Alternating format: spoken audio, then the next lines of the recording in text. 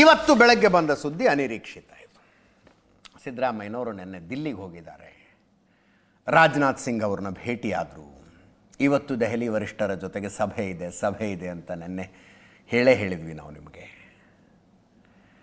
ಆ ಸಭೆಗೆ ಹೋಗುವುದಕ್ಕಿಂತ ಮುಂಚೆ ನೆನಪಿರಲಿ, ಮಲ್ಲಿಕಾರ್ಜುನ ಖರ್ಗೆ ಮತ್ತು ರಾಹುಲ್ ಗಾಂಧಿ ಅವರು ಇರಲಿಲ್ಲ ಸಭೆಗೆ. ಅಲ್ಲಿಗೆ ಹೋಗೋಕ್ಕಿಂತ ಮುಂಚೆ ಒಂದು ಹೇಳಿಕೆ ಕೊಟ್ಟರು. ಏನು ಹೇಳಿಕೆ? ಅಫ್ಕೋರ್ಸ್ ಅದು ಇಂಪಾರ್ಟೆಂಟ್. ಯಾರಿಗೆ ಕೊಟ್ಟರು?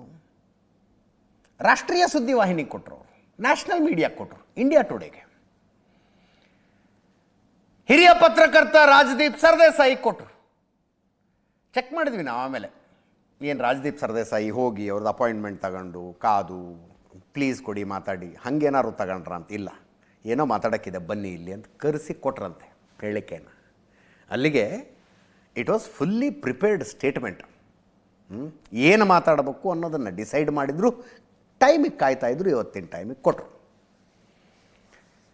ಹೇಳಿಕೆಯನ್ನು ನೋಡಿದಿರಿ ನೀವು. ಬೆಳಗ್ಗೆಯಿಂದ ಎಲ್ಲ ಚಾನಲ್ನಲ್ಲೂ ಚರ್ಚೆ ಆಗ್ತಾ ಇರೋ ಸುದ್ದಿ ಇದು. ಅಧಿಕಾರ ಹಂಚಿಕೆ ಒಪ್ಪಂದ. ಡಿ ಕೆ ಶಿವಕುಮಾರ್ ಅವರು ಡಿಸೆಂಬರ್ನಲ್ಲಿ ದಿಲ್ಲಿಗೆ ಹೋದಾಗಲೇ ಟೈಮ್ಸ್ ನೌನಲ್ಲಿ ಮಾತಾಡಿದ್ರು. We have some understanding, I am waiting for that day ಅಂತ. ಏನದರ ಅರ್ಥ? ಅಧಿಕಾರ ಹಂಚಿಕೆ ಒಪ್ಪಂದ ಆಗಿದೆ. 2.5 ವರ್ಷ ಅಂತ ಅವರ ಆಪ್ತರು ಆಫ್ ದ ರೆಕಾರ್ಡ್ ಹೇಳ್ತಾರೆ. ಡಿ ಕೆ ಶಿವಕುಮಾರ್ ಅವರ ಆಪ್ತರು 2.5 ವರ್ಷಕ್ಕೆ ಸಿದ್ದರಾಮಯ್ಯನವರು ಮುಖ್ಯಮಂತ್ರಿ ಸ್ಥಾನದಿಂದ ಕೆಳಗೆ ಇಳಿತಾರೆ, ನಾನು ಮುಖ್ಯಮಂತ್ರಿ ಆಗ್ತೀನಿ, ಆ ದಿನಕ್ಕಾಗಿ ವೇಟ್ ಮಾಡ್ತಾ ಇದ್ದೀನಿ ಅಂತ ಡಿ ಕೆ ಶಿವಕುಮಾರ್ ಟೈಮ್ಸ್ ನೌನಲ್ಲಿ ಹೇಳಿದರು. ಅಂಥ ಯಾವುದೇ ಒಪ್ಪಂದ ಇಲ್ಲ ಅಂತ ಇವರು ಇವತ್ತು ಇಂಡಿಯಾ ಟುಡೇನಲ್ಲಿ ಹೇಳಿದ್ರು. ಯಾವ ಅಧಿಕಾರ ಹಂಚಿಕೆಯ ಒಪ್ಪಂದವೂ ಇಲ್ಲ. 5 ವರ್ಷ ನಾನೇ ಮುಖ್ಯಮಂತ್ರಿ ಆಗಿರ್ತೀನಿ ಅಂತ ಡಿ ಕೆ ಶಿವಕುಮಾರ್ ಮುಂದೆ ಹೇಳಿಲ್ವಾ ನಾನು ಅಂತ ಕೇಳಿದ್ರು. ನಾವು ಹೇಳ್ದಂಗೆ ನೀವು ನಡ್ಕೋಬೇಕು ಅಂತ ಹೈಕಮಾಂಡ್ನವ್ರು ಹೇಳಿದ್ದಾರೆ. ನಾನು ನಡ್ಕೋಬೇಕು, ಡಿ ಕೆ ಶಿವಕುಮಾರು ನಡ್ಕೋಬೇಕು ಅಂದರು. ರಾಜದೀಪ್ ಸರ್ದೇಸಾಯಿ ಅವ್ರು ಪ್ರಶ್ನೆ ಕೇಳುವಾಗ ಇಂಥದ್ದು ಕೇಳಬಹುದಾಗಿತ್ತು, ಕೇಳಲಿಲ್ಲ ಅನ್ನೋದನ್ನು ಏನೂ ಉಳಿಸಿಲ್ಲ, ಎಲ್ಲವನ್ನೂ ಕೇಳಿದ್ದಾರೆ, ನೀಟಾಗಿ ಕೇಳಿದ್ದಾರೆ. ಕಸುಬುದಾರ ಪತ್ರಕರ್ತ ಅವರು ನೀಟಾಗಿ ಕೇಳಿದ್ದಾರೆ. ಮತ್ತು ಡಿ ಕೆ ಶಿವಕುಮಾರು KPCC ಅಧ್ಯಕ್ಷರಾಗಿ ಬಹಳ ಕಷ್ಟಪಟ್ಟು ಪಕ್ಷವನ್ನು ಅಧಿಕಾರಕ್ಕೆ ತಂದಿದ್ದಾರಲ್ಲ ಅಂದರೆ ಅವ್ರ ಜಾಗದಲ್ಲಿ ಯಾರಿದ್ದಿದ್ರು ಅದನ್ನೇ ಮಾಡ್ತಿದ್ರು ಅಂದ್ಬಿಟ್ರು ಸಿದ್ದರಾಮಯ್ಯನವರು. ಡಿ ಕೆ ಶಿವಕುಮಾರ್ ಜಾಗದಲ್ಲಿ ಯಾರಿದ್ರು ಅದನ್ನೇ ಮಾಡ್ತಿದ್ರು.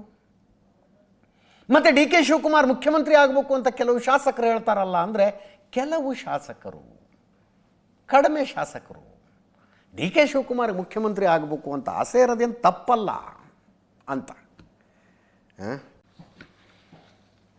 ಡಿ ಕೆ ಶಿವಕುಮಾರ್ ಏನು ಹೇಳ್ತೀರಿ ನೀವು, ಏನು ಹೇಳೋದಕ್ಕೆ ಬಯಸ್ತೀರಿ ಅಂತ ರಾಜದೀಪ್ ಸರ್ದೇಸಾಯಿ ಕೇಳಿತ್ತು. ನಾನೇನು ಹೇಳೋದಿಲ್ಲ.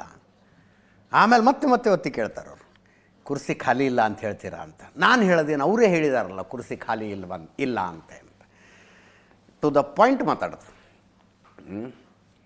ಅದರಲ್ಲೂ KPCC ಅಧ್ಯಕ್ಷರಾಗಿ ಕಷ್ಟಪಟ್ಟು ಪಕ್ಷವನ್ನು ಅಧಿಕಾರಕ್ಕೆ ತಂದಿದ್ದಾರಲ್ಲ ಅಂದರೆ ಅವ್ರ ಜಾಗದಲ್ಲಿ ಯಾರೇ ಇದ್ದರು ಅದನ್ನೇ ಮಾಡಿರ್ತಿದ್ರು ಅಂದ್ಬಿಟ್ರು ಸಿದ್ದರಾಮಯ್ಯನವರು. ಹಾಗಿತ್ತು ಇಂಟರ್ವ್ಯೂ.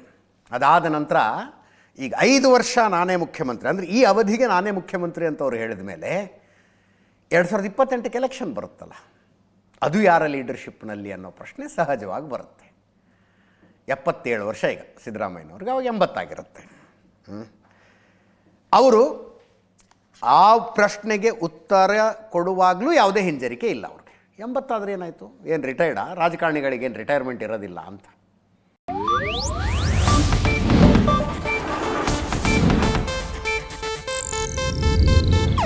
ಇದು ಏಷ್ಯಾನೆಟ್ ನ್ಯೂಸ್ ನೆಟ್ವರ್ಕ್ ಪ್ರಸ್ತುತಿ.